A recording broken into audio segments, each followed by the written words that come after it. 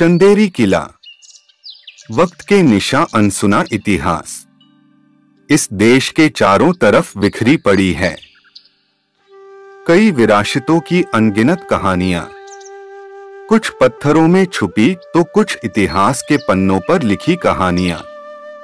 यदि हम भारत के मशहूर किलों की बात करें तो उनमें चंदेरी के किले का भी नाम आज भी शुमार है। यह किला स्थापत्य कला का जीता जागता उदाहरण है। चंदेरी फोर्ट पर सांस्कृतिक अभिलेखों की माने तो इसे 11वीं सदी में प्रतिहार शासक कीर्तिपाल द्वारा बनाया गया था। इसी से इसे कीर्ति दुर्ग भी कहते हैं। यहाँ पर मिलने वाले अभिलेखों को कुछ चंदेरी तो कुछ ग्वालियर के म्यूजियम में संजोया गया है। यह किला चंदेरी शहर से लगभग 71 मीटर की ऊंचाई पर पर्वत श्रृंखला पर स्थित है। इस किले का क्षेत्रफल करीब 5 किलोमीटर में फैला हुआ है। इस किले से चंदेरी शहर वाकई खूबसूरत दिखाई देता है। यदि इस किले की बात करें तो इस किले पर शासकों ने कई बार आक्रमण किया और इसका अनेकों बार पुनर्निर्माण कराया गया। इस किले पर खिलजी, मुगल, मालवा सुल्तान, लोधी शासक, उदयपुर के राणा सांगा, बुंदेलों, ग्वालियर के सिंधिया, अंग्रेजों जैसे शासकों ने न केवल शासन किया बल्कि अलग अलग काल में इसे बनवाया भी है।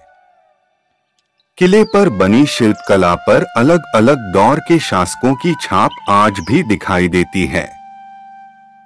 इस किले में 3 प्रवेश द्वार है।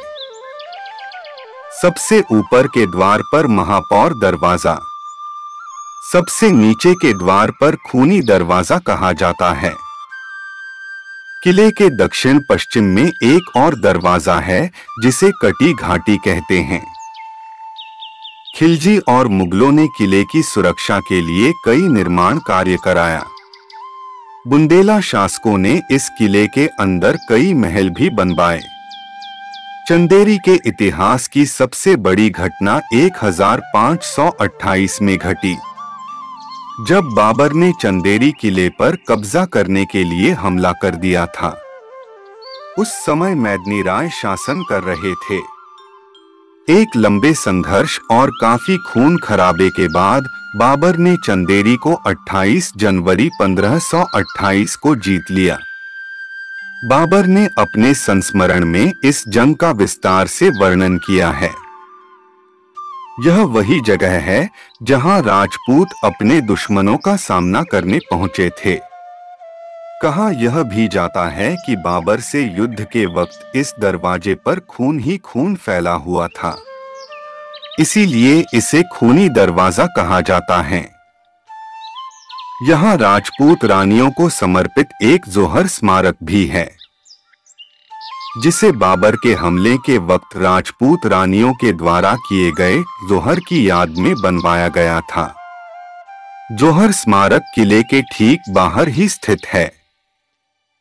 यह वही जगह है जहां राजपूत महिलाओं ने खुद ही जोहर तल में ढाल लिया था। जोहर तल के ऊपर बने मंडप पर रखी शिलापट में उस घटना का जिक्र है।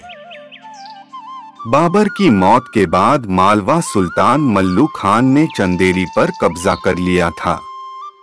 तब बाबर के बेटे हुमायूं ने अपने भाइयों को चंदेरी भेजा और वहां फिर से मुगलों का कब्जा हो गया।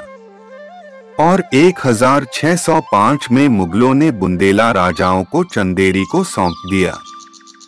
1815 में ग्वालियर हारने से पहले चंदेरी का किला उन्हीं के पास रहा।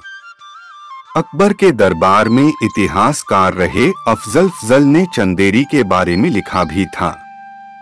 एक समय में 14,000 मकान, 612 महल, 384 बाजार, लगभग 1200 मस्जिदें हुआ करती थी। इस चंदेरी के महल को देखना एक अलग ही अनुभव होगा। आप जब चंदेरी आए तो इस किले को देखना न भूलें।